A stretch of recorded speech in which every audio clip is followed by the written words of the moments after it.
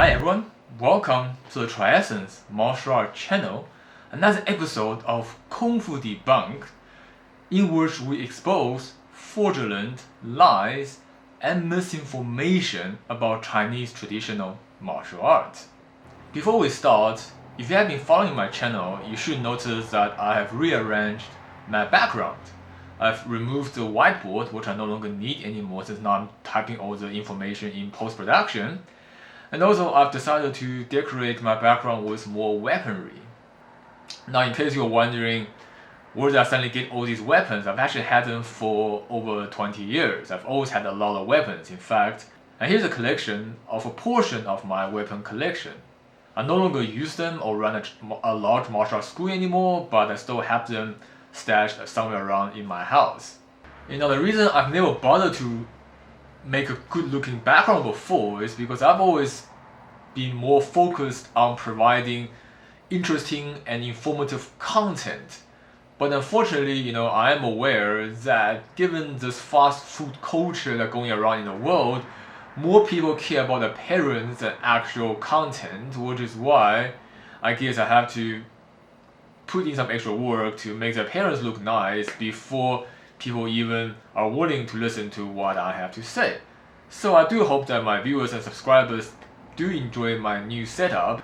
Anyway, enough about my backdrop. Let's talk about today's topic, which is, do you know enough to spot a lie? So this is a video that I keep saying I'll be making in response to the whole Elbo drama last November to December. I've kept saying I'm going to make a response video, but I just never really had the chance. A lot was going on in my life at the time, and now I finally got around to it, and let's, dig up that can of worm again. I remember during that initial drama, a bunch of Haiyang's fanboys, they will comment and sometimes message me and say that, they've met Haiyang in person, they train with him, he's a real deal, he's like really good, and all of that, right? I don't doubt that these people genuinely feel that way, but that actually doesn't mean anything, and that brings to an important point and the title of this video, which is, do you actually know enough to spot a lie? And of course, the lie referring to the elbow position and interpretation in the Xingyi classical text. But beyond that, right, do you actually know enough to really know whether someone is good or not? You see, just imagine this. If I take a 5-year-old kid and I told him that the earth is flat, just like the flat earthers believes, do you think that kid has enough knowledge to know that I'm lying to him and the earth is in fact round? Would he know how horizon work? The answer is obviously not. So any judgment any individual makes about anything related to intellect is largely determined by how much they actually know about that subject. Which is why it means nothing to me, or it should mean nothing to anyone else, that some random person just come and say, yeah, I met that guy, I trained with him, he's really great. See, that only represents your personal opinion, which is largely scaled and determined by your level of understanding. So if your level of understanding is a 5-year-old, then you might think a 7-year-old is really, really smart. But if you're a PhD student, postgraduate level, then someone would only impress you if they're like Stephen Hawking and Albert Einstein. So the point here is that your personal opinion don't really matter in a factual debate and argument. Obviously, when I say this, then people would say, then what about you? Why would your opinion matter? If my opinion don't matter, your opinion don't matter either. Well, of course, that is true on the grand scale of things, but I do like to point out that I do have very extensive experience in Chinese martial arts. I already have a 4-part video about my entire journey in Chinese martial arts, so if you doubt my credibility, you can watch those. I've met far more famous masters and high-level masters, and often famous and high-level don't mean the same person in my past, and so I can pretty much say without doubt that I have far more extensive experience in Chinese martial arts than most of those fanboys who were arguing with me. I mean, most of them haven't even set foot in China ever, and they've been fed second-hand and third-hand information and don't even speak Chinese. So how do they even know how to judge the information that they are fed when they only ever met one source, right? For me, I've traveled around China, I've met over 100 different masters, I've seen so many different sources, and only after seeing that much different opinions and viewpoints and sources can you begin to extrapolate what can be real and what is fake and what is personal opinion from various different masters. And even so, right, I still don't say that my personal opinion is truth, because obviously it is not, it's still my personal opinion, which is why when we debate something like where the elbow should be, we need to look at facts. Because inevitably, everyone's opinion and feeling are biased and to some extent unreliable. And here you can see an example of a very typical illusion. I'm sure most of you have seen this when you were a kid already. See these two lines, right? And when you ask a kid like which one is longer, obviously the one with the arrow pointing inwards feels longer. But in reality, the two lines are of the same length. Here is another example, right? When you ask about the center square, are they the same color, or which one is darker, which one is lighter? Most people will feel like the one's lighter and one's darker, but in reality, both are exactly the same color and brightness. I've actually made a whole video about this regarding the limitation of our perception. Feel free to check that out if you hadn't already. But the point I'm trying to make here is that any personal opinion is subjective and therefore biased and inaccurate, which is why in science people don't want to use personal experience to measure anything. Instead, we derive mathematical formulas, equations, and experiments that take the human out of the factoring equation. So whether or not there is a person involved or not, the experiment's result will remain the same and remain unaffected. So how does that help with this whole elbow position drama and argument? Well, quite simply, right? If you are able to suspend your personal bias, which I believe most of his fanboys cannot, right? But again, this video isn't for them, it's for the rest of my viewers, right? If you can suspend your personal bias and interpretation for a moment, then you can begin to look at this elbow position drama with fact. And there are basically three things that are important here. Firstly, the law of physics, which I've already had an extensive video covering why the physics behind the supported elbow being in and not sticking out. So if you haven't watched that video, you can watch that. But in short, any linear punch that doesn't have a horizontal fist, right? If the fist is vertical or the inverse, that going for an uppercut, then the elbow sticking closer to your rib will undoubtedly provide better structure. If you don't understand that, push against something and you'll see.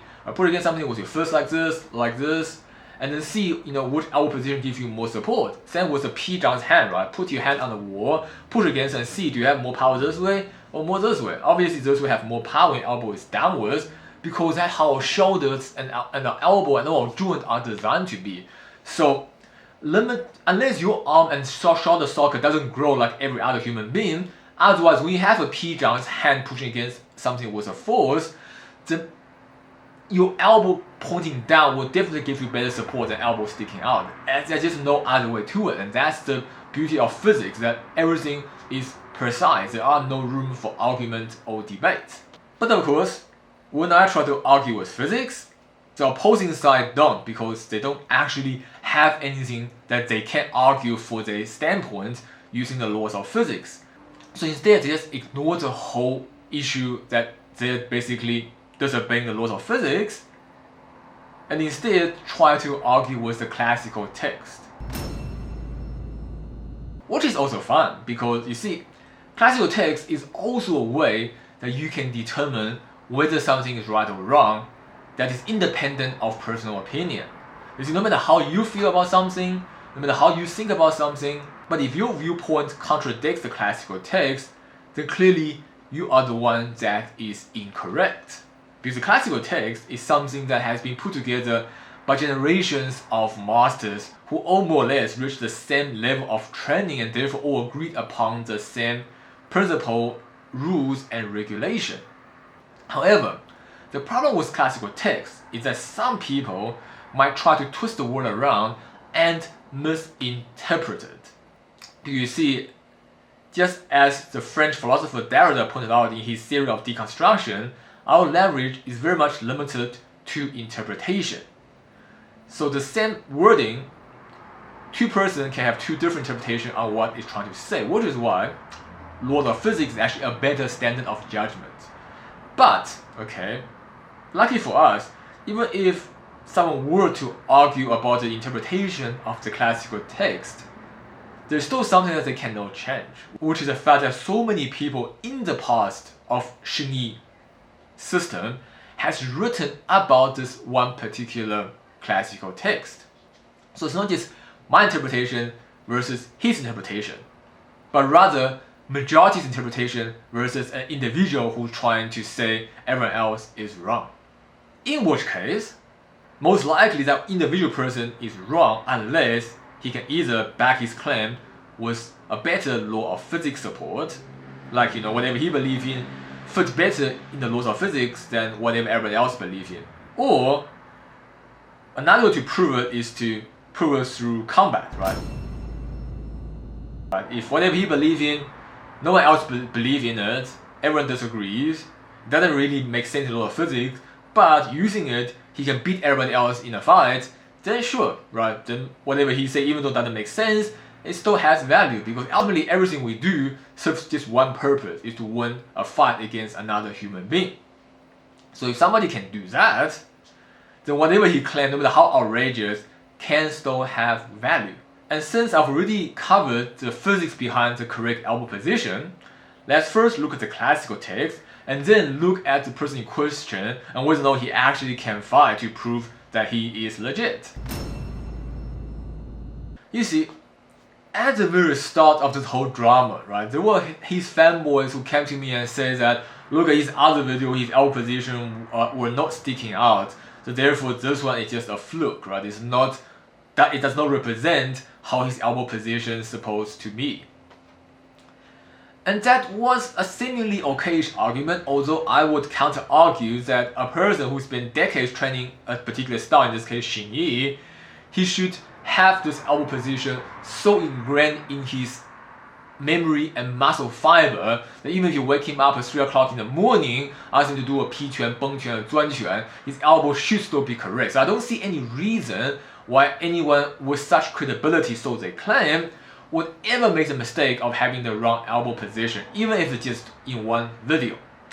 However, those fanboys who's been telling me that Haiyang's elbow position isn't wrong in all his other videos got slapped really hard by none other than Haiyang himself, because later on, he released a response video, saying that the elbow doesn't have to point downwards and doesn't have to touch the rib.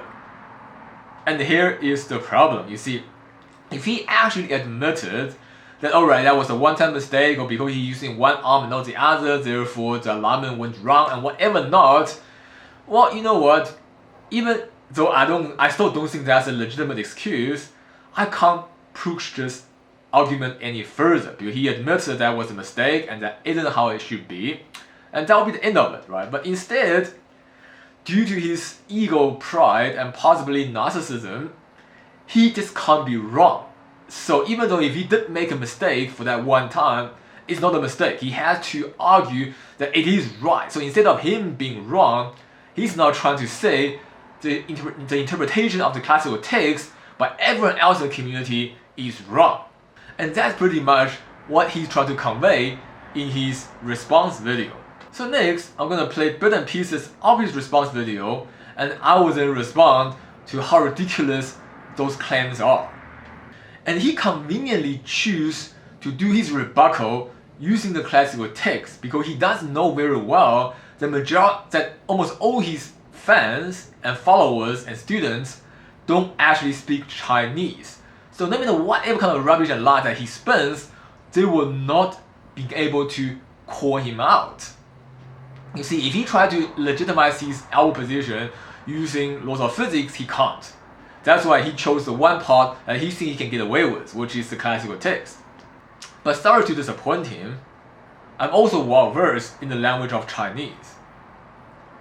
So even though he could spin nonsense to all his non-Chinese speaking students, to the rest of the Chinese martial community, Chinese member who actually do speak Chinese and knows the classic, he's just making a fool of himself.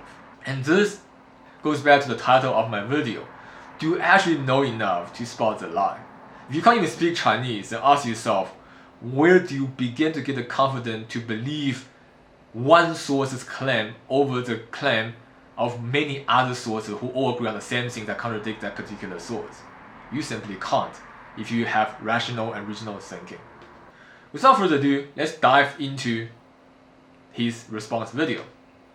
I originally thought 肘部离类 was so well known that any further explanation wasn't necessary.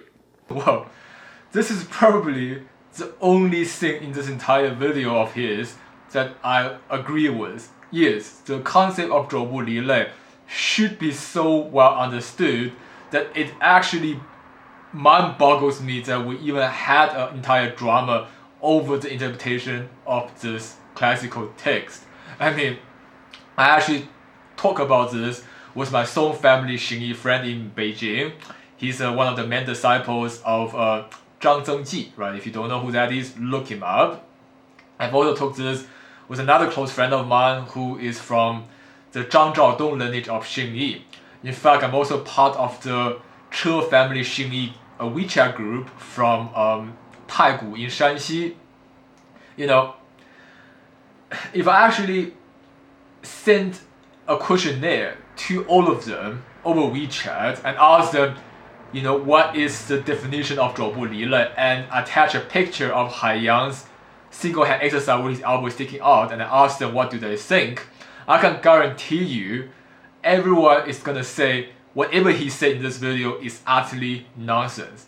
That is how obvious and clear the definition of 肘部离类 is to the rest of the Xingyi community. But of course, to his fanboys who've never set their foot in China, who doesn't speak a single syllable of Chinese, they don't know this, and therefore they are being fooled by his nonsense.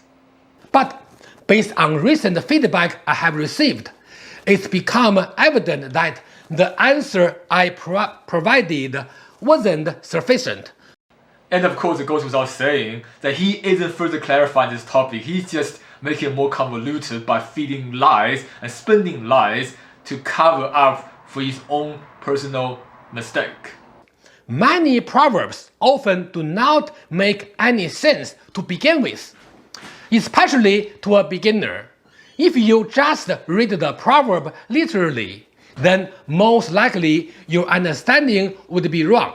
Alright, so in all fairness, he's not completely wrong here, right? So there are some proverbs that are very hard to understand, especially for beginners, such as the Taiji classic, right? It is a text that was written in a very poetic form. It says stuff like 一语不能加，蚊蝇虫不能落，仰之弥高，俯之弥深.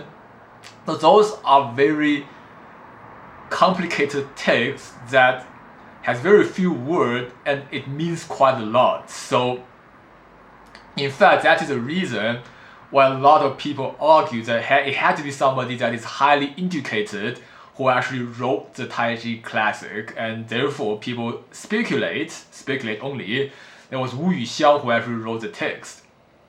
Anyway, that's beside the point. So yes, there are certain classical texts that are very hard to interpret. However, the Xingyi classical text is not one of them, okay? The original form of this text came from Xingyi, the Dai family. We're not exactly sure who wrote it, but it is a pretty straightforward text. And if that's not convincing enough, as I already said, if you ask any random Xingyi practitioner in China the definition of 肘部离类, they will give you the exact same definition, and I can assure you that that definition that everyone in China agrees on is not the one that Haiyang is trying to feed you. Also, most of the proverbs do not provide any information about when to use it, how to use it, and why to have it, and so on. Again, he's not completely wrong here if you're speaking in general. But in this case, with the 肘部离类 proverb, it does specify quite clearly when to use it, how to use it, and why they have it. So this argument is completely void given the exact context that he's trying to argue. It can be applied to other sections of other proverbs, but not to this one. And we'll get to as to why this is the case, but later in this video. To the best of my knowledge, in the context of internal styles, 肘部离类 was first mentioned in 新义拳拳谱 or 新义拳 training manual. Not 新义 with a G, but 新义 without a G. This document contains many important theories of 新义. I have this document that I hand copied back when I was in high school, since copy machines were very difficult to access back in the 1980s in China. This is my hand copy version of the document. Well, it is difficult to ascertain who the original of 新义拳谱 was. So over here, I'm not really sure why he insists on bringing up Xingyi, right? It's the predecessor of Xingyi. Other than just, I don't know, to show off that he's got a handwritten Xingyi Dai family Quanpu's copy version. I don't know why he's bringing it up, because whether this proverb first came from Xingyi or it first came from Xingyi, it really doesn't matter. Of course, it did indeed came from the Dai family, as everybody should already know. But the point is, if we look at the examples of the Xingyi Dai family version of their 5 elemental first, you can clearly see that they are built to the same principle, right? The elbow is also closely moving next to the rib. They don't have the elbow sticking out. Here you can see examples of the Dai family's 5 elemental first. Take note how the elbow doesn't stick out, especially on the striking arm. I mean, some of the fanboys are gonna argue in the reserve arm the elbow sticking out, but actually what happened is that the guy's got a wide waist, so his elbow is actually touching his ribs. It's just that his ribs is wide. So, bring up the fact that this proverb originated from the Dai family doesn't actually help him at all, unless the Dai family doesn't do the move with the elbow next to their ribs, which they do. So I don't even know why he want to bring this part up. It doesn't help him at all. So, what is the meaning of 肘部离类?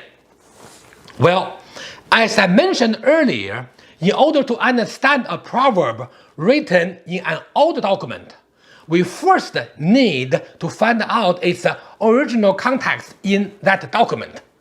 Now, let me read the whole sentences in my hand-copied version of 新义拳谱.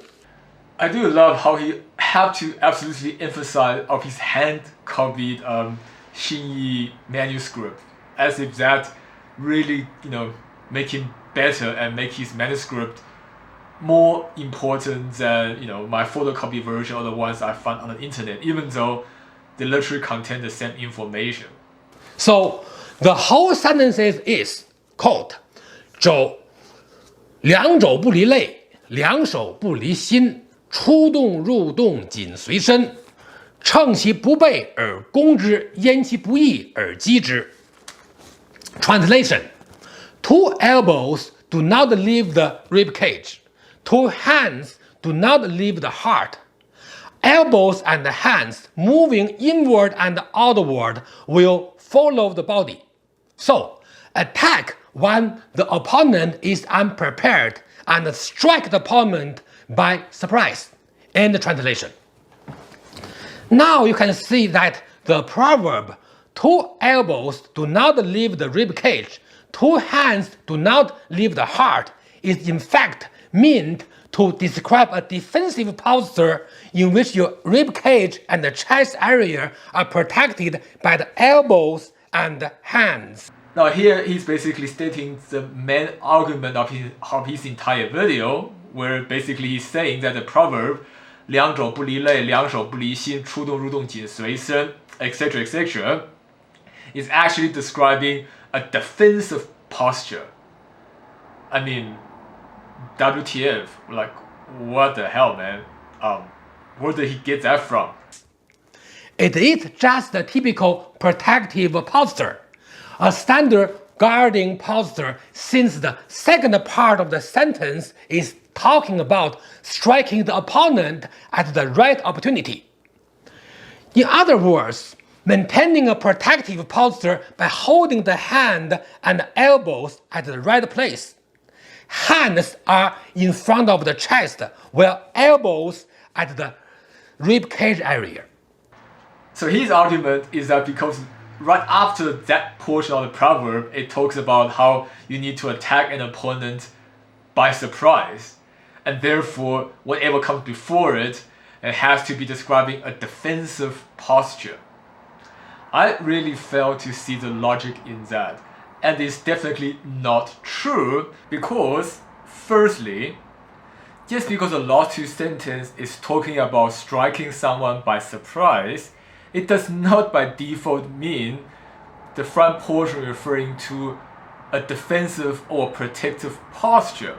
For example, if the proverb is describing how to efficiently practice the 5 elemental first, it can still end in a description about striking someone by surprise, because doing the correct mechanic and the correct shape to launch your 5 elemental first would then allow you to strike opponent by surprise, which is in fact what that entire piece of proverb is actually saying.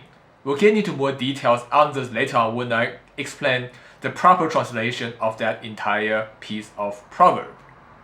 And secondly, if we were just to simply take a look at the title of the entire paragraph of text, which is titled either 手足法 or 手脚法 depending on the version. Both means the hand and feet method or the hand and feet guideline.